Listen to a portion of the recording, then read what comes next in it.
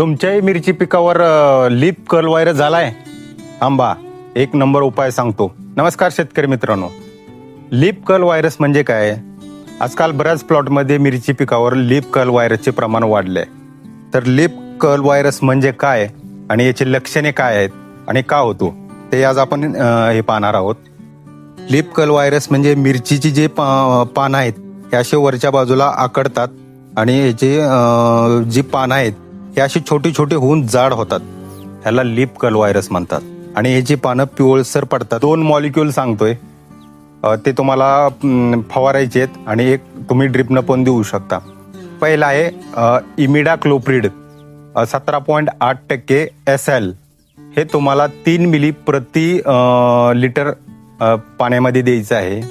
थायमेथॉक्सम 25% WG. हे तुम्हाला 0.25 gram प्रति लिटर पाण्यामध्ये द्यायचं आहे. आता हे 2 मॉलिक्यूल काय काम करतात? हे जे तुमच्या मिरची पिकावर व्हाईट फ्लाय, ॲफिडिस, थ्रिप्स हे जे आहेत ह्यांच्या सेंट्रल नर्वस सिस्टमवर परिणाम करून त्यांना नष्ट करतात. तर मित्रांनो, माहिती आवडली असेल तर चॅनलला सबस्क्राईब करा आणि व्हिडिओला लाईक करा. Stay tune.